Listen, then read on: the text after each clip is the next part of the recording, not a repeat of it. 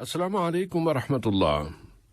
آج کا دوسرا نشریہ سیف الرحمان کی زبانی اور پہلے اہم خبروں کا خلاصہ۔ صاحب سمو امیر نے احمد بن محمد ملٹری کالج سے فارغ التحصیل ہونے والے بیچ کی تقریب تقسیم اسناد کی آج سرپرستی فرمائی ہے۔ صاحب سمو امیر نے قطری امیری سگنل کور اور انفارمیشن ٹیکنالوجی کے تابع اسٹریٹجک کمیونیکیشن بلڈنگ اور ریموٹ سینسنگ بلڈنگ کا افتتاح کیا ہے۔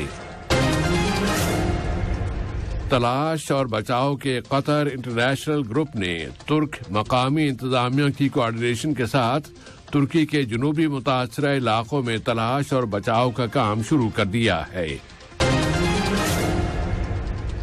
اور عالمی عدالت انصاف نے فلسطین کی سرزمین پر اسرائیلی قبضے کی قانونی حیثیت سے متعلق درخواستیں وصول کرنے کی آخری تاریخ کا اعلان کر دیا ہے۔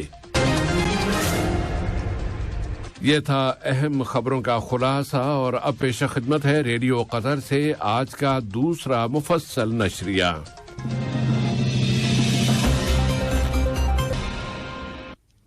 بسم اللہ الرحمن الرحیم۔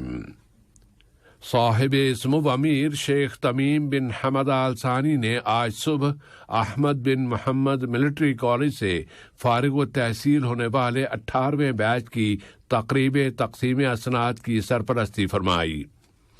وزیر اعظم و وزیر داخلہ شیخ خالد بن خلیفہ بن عبدالعزیز آل ثانی اور متعدد شیوخ و وزراء کرام بھی آج کی اس تقریب میں شریک تھے۔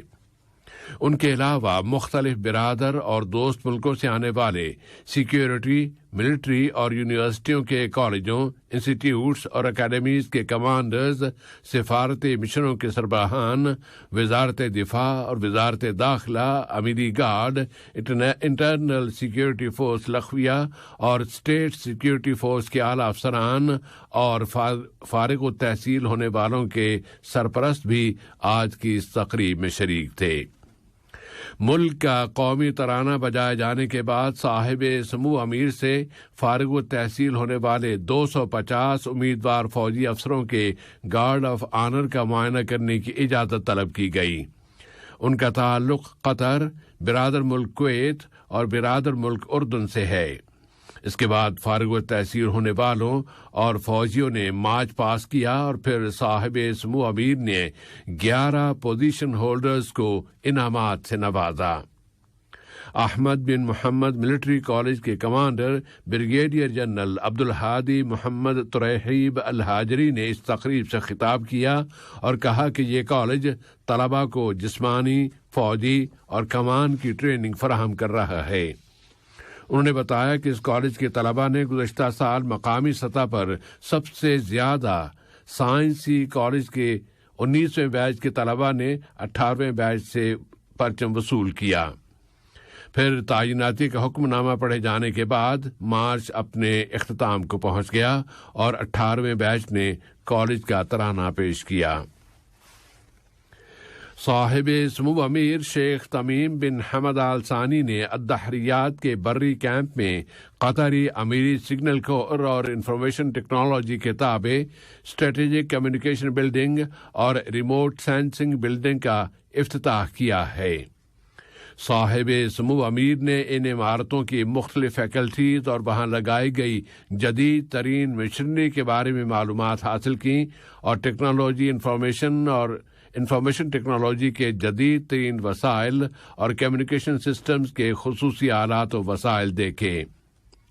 نائب وزیر اعظم و وزیر مملکت برائے امور دفاع ڈاکٹر خالد بن محمد العطیہ، قطر کی مسلح افواج کے chief of staff general pilot Salem bin Hamad bin Aqeel Al Nabit, Emiri signal corps اور انفارمیشن ٹیکنالوجی کے commander major general Zayed Ahmed الکواری، متعدد وزراء اور مسلح افواج کے اعلیٰ افسران بھی صاحب سمو امیر کے ہمراہ تھے۔ صاحب سمو امیر شیخ تمیم بن حمد آل ثانی کی سرپرستی میں آج اصل عربی گھوڑوں کی خوبصورتی کی 32ویں چیمپئن شپ کے ٹائٹل شو نامی مقابلے شروع ہو گئے۔ یہ مقابلے عربی النسل گھوڑوں کے قطارہ انٹرنیشنل فیسٹیول کا حصہ ہیں۔ صاحب سمو امیر کے ذاتی نمائندے شیخ جاسم بن حمد آل ثانی، شیخ عبداللہ بن خلیفہ آل ثانی، شیخ محمد بن خلیفہ آل ثانی، قطر اولمپک کمیٹی کے صدر شیخ جوعان بن حمد آل ثانی، قطری میوزیمز کے بورڈ آف ٹرسٹیز کی سربراہ شیخہ المیاسہ بنت حمد آل ثانی، گھڑ سواری کی سعودی فیڈریشن کے صدر شہزادہ عبداللہ بن فہد بن عبداللہ، متعدد شیوخ اور ملک میں تعینات سفارتی مشنوں کے سربراہان اور نمائندے بھی آج کی اس تقریب میں شریک تھے۔ صاحب سمو امیر شیخ تمیم بن حمد آل ثانی کی ہدایات کے مطابق برادر ملک جمہوریہ ترکیہ میں زلزلے کے سانحے کا مقابلہ کرنے کی کوششوں میں مدد دینے کے لیے انٹرنل فورس لخویہ کے تحت کام کرنے والے تلاش اور بچاؤ کے قطر انٹرنیشنل گروپ نے ترکی کے مقامی انتظامیہ کی کوارڈینیشن کے ساتھ ترکی کے جنوبی متاثرہ علاقوں میں لوگوں کی تلاش اور بچاؤ کا کام شروع کر دیا ہے۔ یہ قطری امدادی گروپ تلاش اور بچاؤ کے کام میں استعمال ہونے والے آلات اور مشینری بھی اپنے ساتھ لے کر ترکی گیا ہے۔ اس کے قطر کی جانب سے فیلڈ اسپتال، بچاؤ کی امداد، خیمے اور سردی سے بچاؤ کی مختلف دوسری اشیاء بھی وہاں بھیجی گئی ہیں۔ اسی ضمن میں اس سانحے کے موقع پر قطر کی جانب سے اپنے ترک بھائیوں کے شانہ بشانہ کھڑے ہونے کی کوشش میں قطری ہلال احمر سوسائٹی نے بتایا ہے کہ وہ احتیاطاً دوحہ میں امدادی سامان کا ایک بڑا سٹور قائم کر رہی ہے تاکہ وہ سامان تباہ کن زلزلے کے آفت زدہ علاقوں میں فوری طور پر پہنچایا جا سکے۔ اس کے لیے اسے قطر کی امیری ایئر فورس اور قطر ڈیولپمنٹ فنڈ کا تعاون حاصل ہے۔ اسی طرح قطر چیریٹی نے بھی اعلان کیا ہے کہ وہ ترکی اور شام میں آنے والے اس زلزلے کے سانحے کی وجہ سے متاثر ہونے والے علاقوں میں مدد فراہم کرنے کا کام مسلسل جاری رکھے ہوئی ہے۔ ترکی کے صدر رجب طیب ایردوان نے آج اعلان کیا ہے کہ ترکیہ کے جنوبی علاقے میں آنے والے اس تباہ کن زلزلے میں جاں بحق ہونے والوں کی تعداد اب 16,000 سے تجاوز کر گئی ہے، جبکہ زخمیوں کی تعداد 63,194 بتائی گئی ہے، اور اس زلزلے میں تباہ ہونے والی عمارتوں کی تعداد 10,000 تک پہنچ چکی ہے۔ انہوں نے بتایا ہے کہ اس وقت 1,00,000 سے زیادہ عناصر متاثرہ علاقوں میں تلاش اور بچاؤ کا کام کر رہے ہیں۔ ان میں ترکی کے باہر سے آنے والے رضاکار اور ٹیمیں بھی شامل ہیں۔ ترک صدر نے بتایا ہے کہ ان کے ملک کی پارلیمنٹ 10 متاثرہ گورنریوں میں ہنگامی حالت کے اعلان کے قانون پر آج رائے شماری کر رہی ہے۔ دریں اثنا ترکی اور شام کی سرحد پر واقع باب الہوا نامی گزرگاہ کے راستے پر پہلا امدادی قافلہ آج شام میں داخل ہو گیا ہے۔ اقوام متحدہ کے اس امدادی قافلے کے ذریعے شام کے شمالی علاقوں میں آنے والے زلزلے کے متاثرین کی مدد کی جائے گی۔ ادھر ترک سمندری جہاز رانی نے اعلان کیا ہے کہ اس زلزلے کی وجہ سے ملک کی جنوبی ریاست ہتائی میں اسکندرون نامی بندرگاہ کے کنٹینرز میں لگ جانے والی آگ پر قابو پا لیا گیا ہے، جبکہ اس آگ کی وجہ سے بندرگاہ میں کام معلق کر دیا گیا تھا۔ قطر نے زور دے کر کہا ہے کہ وہ مختلف علاقوں اور خاص طور پر زیادہ کمزور سوسائٹیوں کی ضرورتوں کی تکمیل اور انہیں درپیش چیلنجوں کا مقابلہ کرنے کے ایک ایکٹیو اسٹریٹجک پارٹنر ہونے کی حیثیت سے اپنا کردار ادا کرنے میں کبھی ایک لمحے کی بھی تاخیر نہیں کرے گا۔ قطر کے نائب وزیر اعظم و وزیر خارجہ شیخ محمد بن عبد الرحمن آل ثانی نے اقوام متحدہ کی جنرل اسمبلی کی اقتصادی اور سماجی کونسل کے ایک اعلیٰ سطحی خصوصی ایونٹ کے لیے اپنے ریکارڈڈ پیغام میں قطر کے اس موقف کا اظہار کیا ہے۔ یہ ایونٹ 2030 کے لیے پائیدار ترقی کے منصوبے کو کم ترقی والے ملکوں کے مفاد کے لیے تیزی سے اس پر عملی جامہ پہنانے کی غرض سے دوحہ کے عملی پروگرام سے متعلق منعقد کیا گیا ہے۔ नायब वजीर आज़म वजीर खारजा ने जोर देकर कहा है कि आलमी सतह पर आने वाली तब्दीलियों और उनमें छुपे चैलेंजों की वजह से कम तरक्की वाले मुल्कों पर मुसलसल दबाव और बहुत भारी जिम्मेदारियों में इजाफा होता जा रहा है और इन मुल्कों की डेवलपमेंट और तरक्की बुरी तरह मुतासर हो रही है। कतर की शूरा काउंसिल, अरब पार्लियामेंट और अरब काउंसिल्स और पार्लियामेंट्स के स्पीकर्स की 5वीं कॉन्फ्रेंस की तैयारियां करने वाली कमेटी के इजलासों में शरीक है। ये कॉन्फ्रेंस आइंदा हफ्ते के रोज काहिरा में शुरू हो रही है। तैयारियों के इन इजलासों में कॉन्फ्रेंस की दस्तावेज का मुसवदा ज़ेर बहस लाया गया। इसका उन्वान रखा गया है अरबी फूड सिक्योरिटी के फरोग का पार्लिमानी तसव्वुर।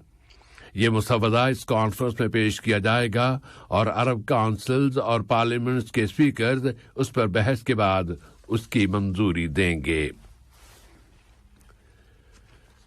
डेमोक्रेटिक जमहूरिया साओ टोमी प्रिंसिप के वजीर खारजा और तावन सोसाइटीज जनाब अल्बर्टो पेरेरा ने डेमोक्रेटिक जमहूरिया साओ टोमी प्रिंसिप के लिए कतर के गैर मुकीम सफ़ीर डॉक्टर अली बिन गानम अल हाजरी से उनकी असनाद सिफारत की कापियां वसूल की हैं। आलमी अदालत इंसाफ ने फ़लस्तीन की सरजमीन पर इसराइली कब्जे की कानूनी हैसियत से मुताल्लिक़ दरख्वास्तें वसूल करने की आखिरी तारीख का ऐलान कर दिया है। उसने कहा है कि इस साल जुलाई की 25 तारीख तक अक़वाम मुत्तहिदा और दूसरे मुल्कों की जानिब से तहरीरी तौर पर अदालत में दरख्वास्तें जमा कराई जा सकती हैं।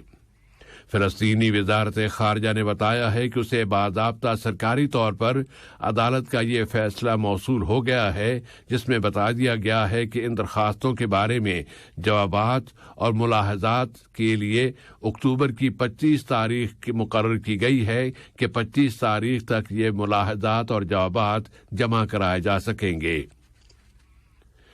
इस असना में यहूदी आबादकारों ने आज फिर सख्त सिक्योरिटी में आकर मस्जिद अक्सा पर चढ़ाई की है। उधर अल-कुद्स में रहने वालों से अपील की गई है कि वो कल जुमे की फजर अजीम में जरूर शिरकत करें। आज का ये नशरिया खत्म होने से कबल अहम खबरों का खुलासा एक मरतबा फिर पेश खिदमत है। साहिब स्मुब अमीर ने अहमद बिन मोहम्मद मिलिट्री कॉलेज से फारिग तहसील होने वाले बैच की तकरीब तकसीम असनाद की सरपरस्ती फरमाई है। साहिब स्मुब अमीर ने कतरी अमीरी सिग्नल कोर और इंफॉर्मेशन टेक्नोलॉजी के ताबे स्ट्रेटेजिक कम्युनिकेशन बिल्डिंग और रिमोट सेंसिंग बिल्डिंग का इफ्तिताह किया है। तलाश और बचाव के कतर इंटरनेशनल ग्रुप ने तुर्क मकामी इंतजामिया की कोऑर्डिनेशन के साथ तुर्की के जनूबी मुतासरा इलाकों में तलाश और बचाव का काम शुरू कर दिया है। और आलमी अदालत इंसाफ ने फ़लस्तीन की सरजमीन पर इसराइली कब्जे की कानूनी हैसियत से मुताल्लिक़ दरख्वास्तें वसूल करने की आखिरी तारीख का ऐलान कर दिया है।